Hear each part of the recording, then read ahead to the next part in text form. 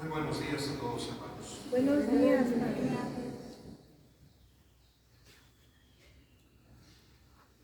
Antes de abrir nuestra reflexión en torno a este gran día y solemne día de la Pascua, permítanme que haga un inciso sobre algo que ha dejado de ser anecdótico para convertirse en recurrente, pero no deja de ser antagónico y sorprendente. Y es que somos cristianos de Viernes Santo.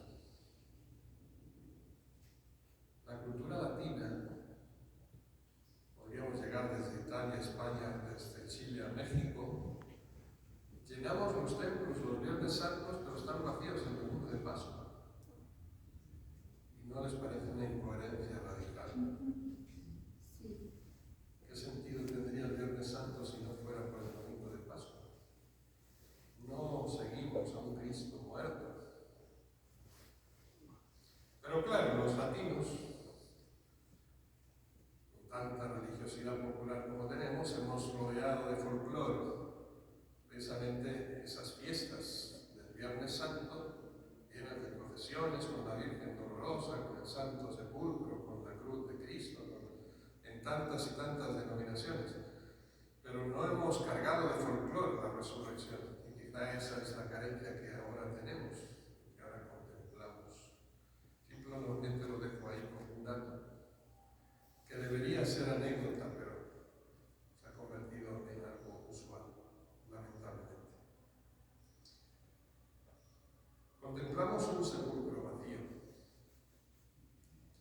Miren, hace unos años, si no recuerdo mal, 7 años, yo tuve la oportunidad y la experiencia enriquecedora de peregrinar a Tierra Santa. Me hice palmero,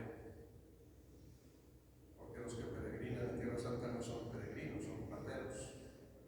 Los que peregrinan a Roma son romeros, y los que peregrinan a Santiago de Compostela, esos sí son auténticos peregrinos. Son 3 denominaciones: la peregrinación, la romería y la palmería: el que va a Jerusalén, el que va a Roma y el que va a Santiago.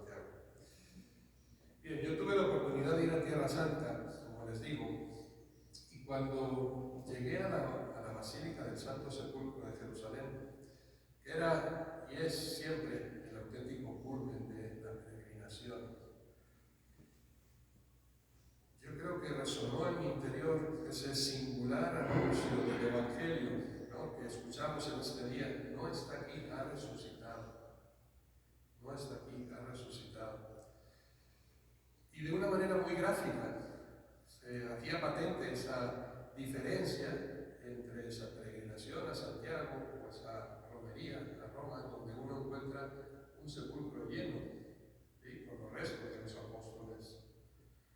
Jerusalén tiene esa particularidad. Uno va al encuentro del único sepulcro vacío del mundo. El de Jerusalén es el único, por tanto, en toda la historia de la humanidad, con esa característica exclusiva. En todos los demás reposan los cuerpos de los difuntos que esperan esa resurrección definitiva, final. Miren, la peregrinación a Tierra Santa ha sido designada como el quinto evangelio. Y ciertamente creo que aporta mucha luz para la comprensión de los 4 evangelios que tenemos redactados. Especialmente, yo digo que en el momento actual, con mucha más gravedad, porque vivimos un tiempo en el que se tiende a deshistorizar los relatos del Nuevo Testamento. Y quiero que entiendan bien esto. A lo mejor ustedes, hermanas carmelitas que viven ahí enterrados en la clausura, no son bastante conscientes de lo que sucede el día a día en el mundo y a través de los medios. Pero les pongo unos datos que son de algunos años atrás, pero que creo que se han ido normalizando a lo largo de estas últimas décadas. Yo trabajaba en Estados Unidos cuando se publicó el famoso libro de Dan Brown, El Código da Vinci. ¿Han oído hablar de él? ¿La han leído? Hay que leer estas obras para poder criticarlas, para poder juzgarlas. El libro hizo mucho daño, y la única razón de hacer daño es que puede ser una buena novela. El problema es cuando el novelista pretende venderlo como historia y no como novela. Una gran creatividad, no lo voy a negar, con sus obras posteriores, que son bestseller igual. Pero el problema es cuando tú pretendes vender ese producto como algo histórico. Y es curioso cómo tanta gente, tantas miles y miles y miles de gente tiran por tierra 2000 años de estudio científico histórico simplemente por una novela, porque se nos hace más atractivo. Pero claro, sin un criterio fuerte de juicio y crítica. Después, años posteriores, protagonizado por Tom Hanks, se llevó al cine El Código Da Vinci, y si ya había hecho daño el libro, imagínense el daño que hace la película, ¿no? En la sociedad digital en la que vivimos. Por no mencionar National Geographic. National Geographic hace el mismo camino que María Magdalena, solo que ellos, después de siglos, hacen documentales en los que presumen de haber encontrado la tumba de Cristo, y estaba llena. Claro, es irónico por la capacidad de credibilidad que le damos a las cosas que vemos hoy en una pantalla. Es curioso, les voy a poner un ejemplo. El hecho de encontrar en Jerusalén, en Israel, una tumba donde esté puesto Yeshua, es como encontrar una tumba en México donde esté puesto Guadalupe. O sea, puede ser de miles y millones de personas. Imagínense, el nombre de Yeshua, ¿no? O Jacob, son los nombres más típicos de Israel. Bueno, pues para el caso de geográficos encontraron la tumba de Cristo. Ahí un poco les quería poner en este contexto de una tendencia que tenemos hoy en día en el mundo de deshistorizar la verdadera historia de Jesús. El Nuevo Testamento en general ha estado en boga en las últimas décadas, y frente a esta tendencia a reducir los evangelios a unas meras enseñanzas morales, espirituales, creo que la visita a Tierra Santa remarca fuertemente esa dimensión precisamente histórica del mensaje de Jesús. Aquí el Verbo se hizo carne, aquí en este sitio nació Jesús, aquí fue crucificado, aquí resucitó. Es decir, uno puede palpar, sentir, ¿no?, con todos sus sentidos externos, la misma experiencia que vivió y palpitó Jesucristo en aquellos momentos. Es que lo mejor del Evangelio no es simplemente que sea bello, que sea bonito, que sea atractivo, sino que al mismo tiempo es auténtico, es verdadero. Insisto, esa peregrinación a Tierra Santa, que puede suponer o debería suponer un antes y un después en la vida del cristiano, es un buen antídoto frente a la deshistorización del mensaje cristiano. Ustedes, hermanas carmelitas, ya sé que no pueden salir del convento, pero precisamente por eso viven permanentemente en Tierra Santa, ¿no? Porque decía Santa Teresa que el convento de carmelitas es un pedacito de cielo, o si lo queremos decir de otra manera, un pedacito del Monte Carmelo que está en Tierra Santa. Sí, ahí a la dejarlo. Hoy, los cristianos, y quiero aquí remontarme un poco a cómo empezábamos nuestra Semana Santa, recuerdan el Domingo de Ramos, haciendo esa referencia a los distintos gritos que se estaban produciendo cuando Jesús llega a Jerusalén. Unos eran de alabanza y otros eran de condena, y otros que intentaban acallarlos. Precisamente Jesús al final proclamó: si estos callan, gritarán las piedras. Pues hoy, yo digo, los cristianos callamos, y acallamos esos gritos, o lo intentamos a veces, acomodando la historia a nuestra propia conveniencia.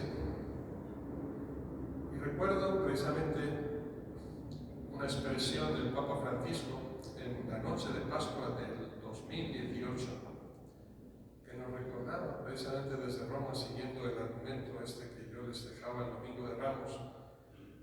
Les leo textualmente, dice: en medio de nuestros silencios, cuando callamos tan contundentemente, entonces las piedras empiezan a gritar.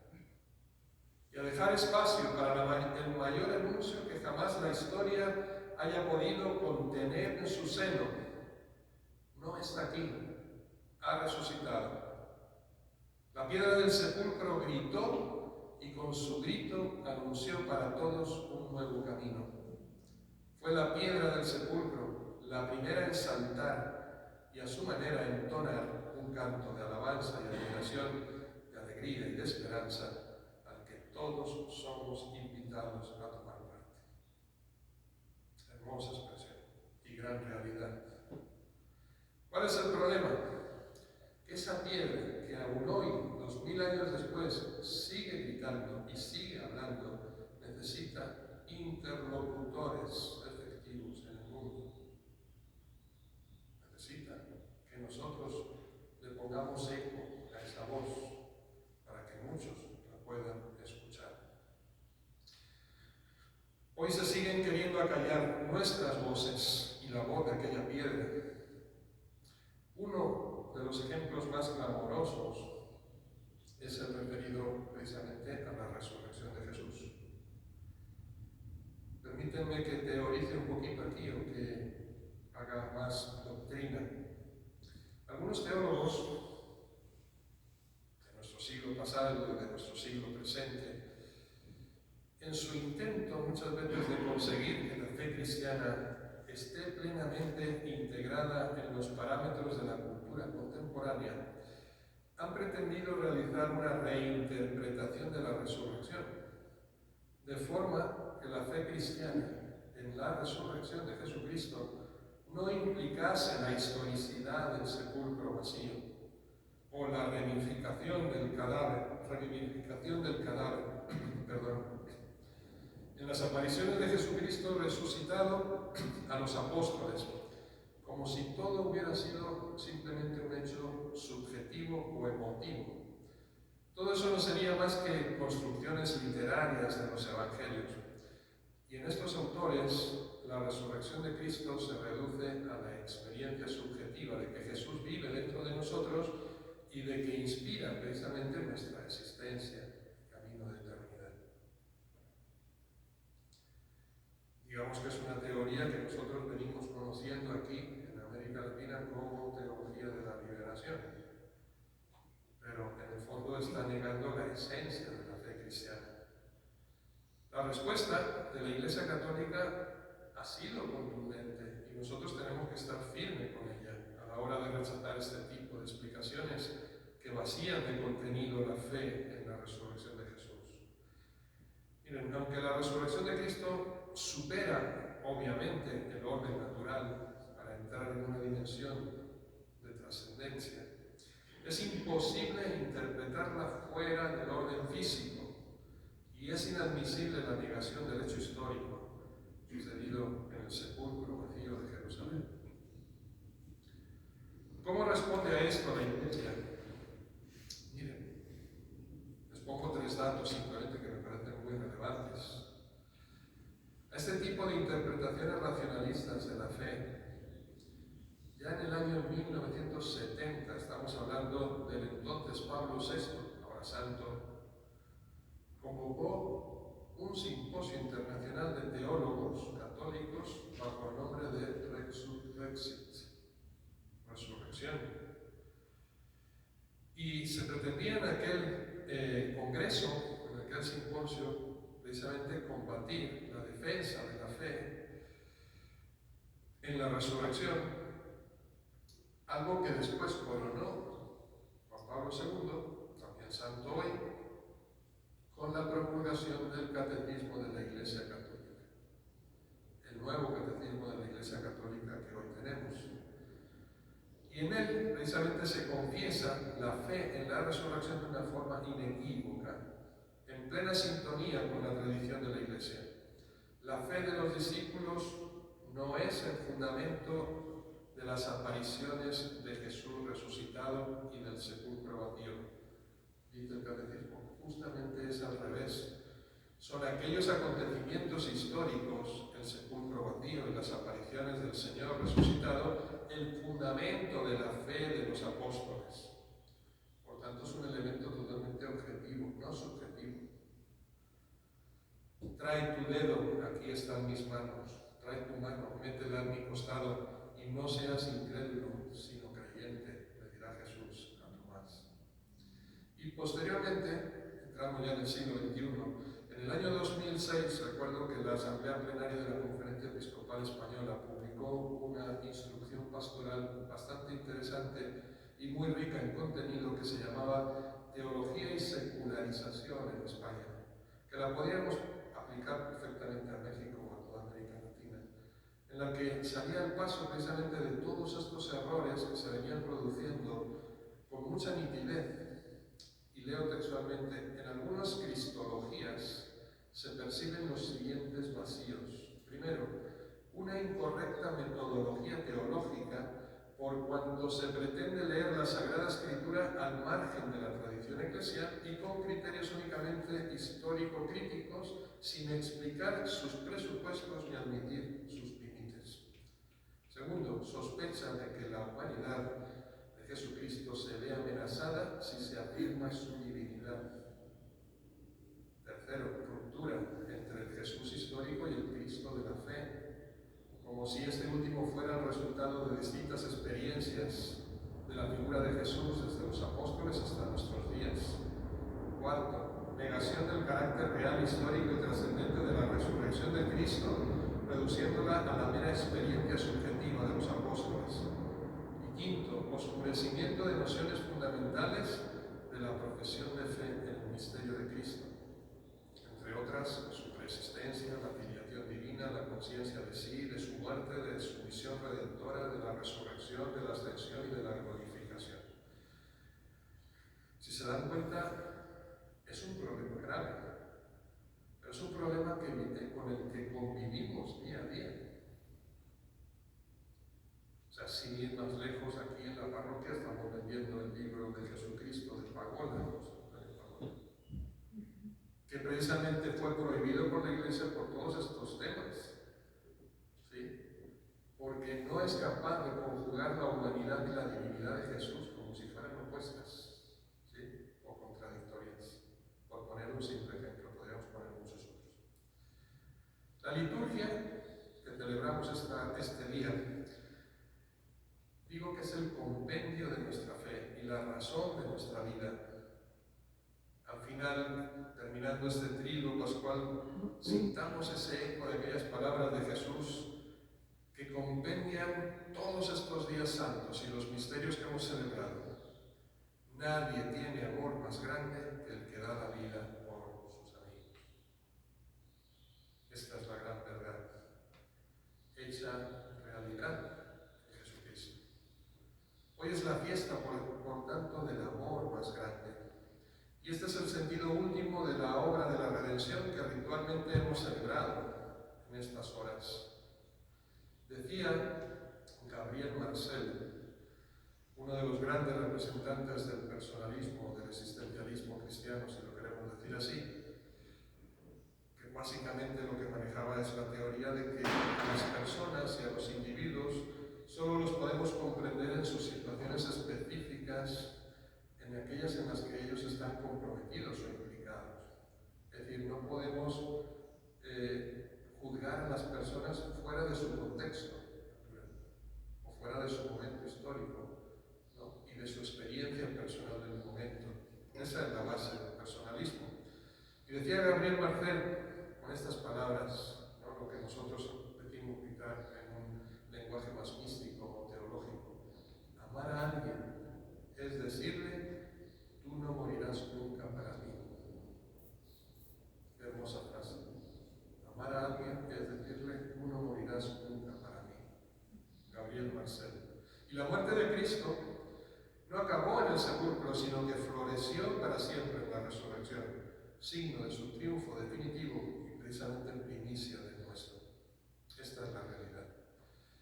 Y otro gran autor, los que me escuchan con frecuencia saben que soy su fanático, Dietrich Bonhoeffer, Miren, la historia de la humanidad y del hombre, dice Bonhoeffer, es un grito unánime y muchas veces desesperado de resurrección. Y le leo textualmente: Pascua, se pregunta. Nos preocupamos más de morir que de la muerte. Sócrates supo morir, Cristo venció la muerte.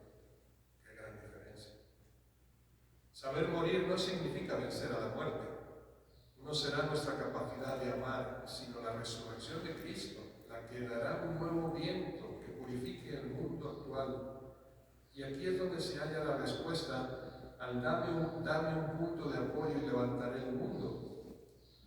Si algunos hombres creyeran realmente esto y se dejaran guiar así de su actividad terrestre, muchas cosas cambiarían.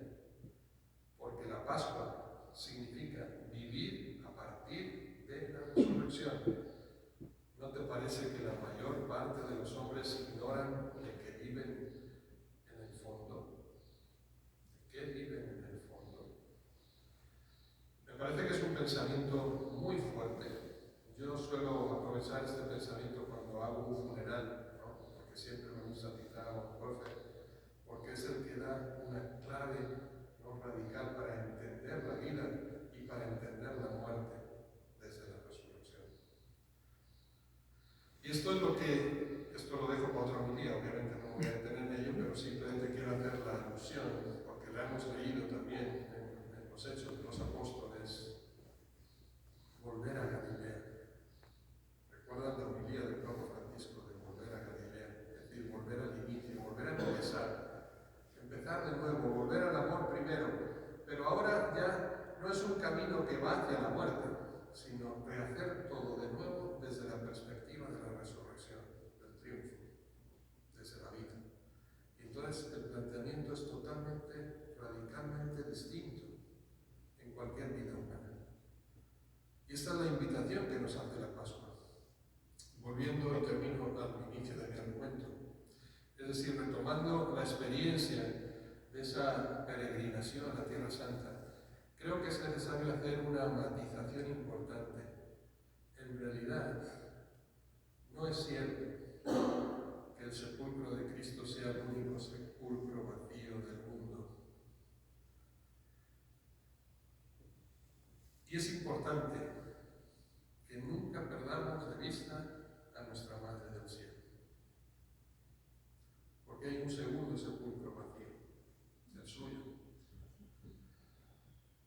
Existe un sepulcro, el de nuestra Madre, la Madre del Redentor, que está en Jerusalén, al pie del Monte de los Olivos, junto al torrente Cedrón, donde se venera la tumba de la Virgen María. Claro, no somos nosotros los cristianos latinos los que tenemos ese templo, son los ortodoxos. ¿Sí? Los ortodoxos dicen que María murió, por tanto hay una tumba. ¿Sí? Los católicos latinos decimos que María se durmió.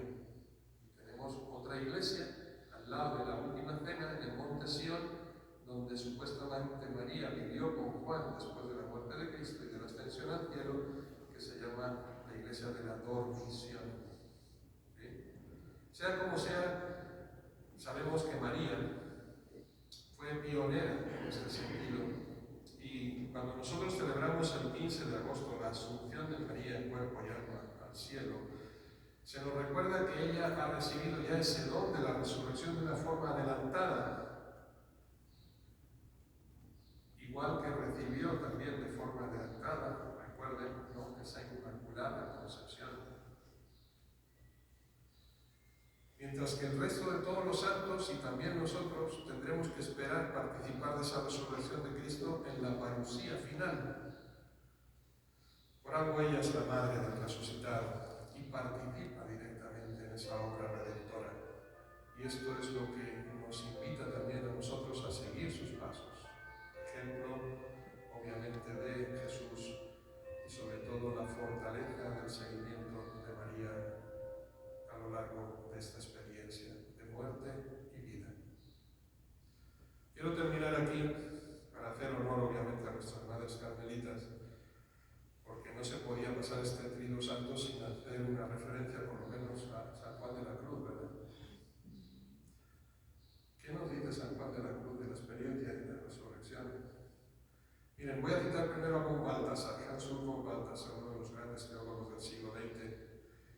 expresaba precisamente lo que después San Juan de la Cruz nos lo va a decir en un lenguaje mucho más místico y por tanto poco asequible a los mortales.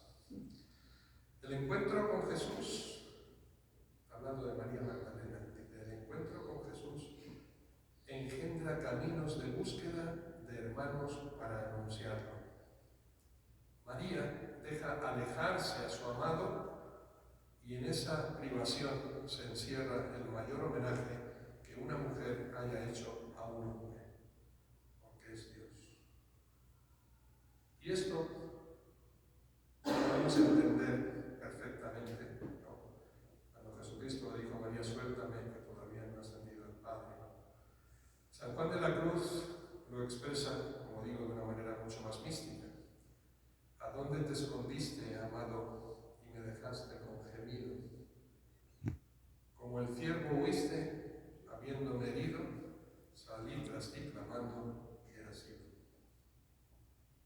Ahí está nuestro Santo Padre, San Juan de la Cruz. Los queridos hermanos, feliz Pascua de Resurrección para todos.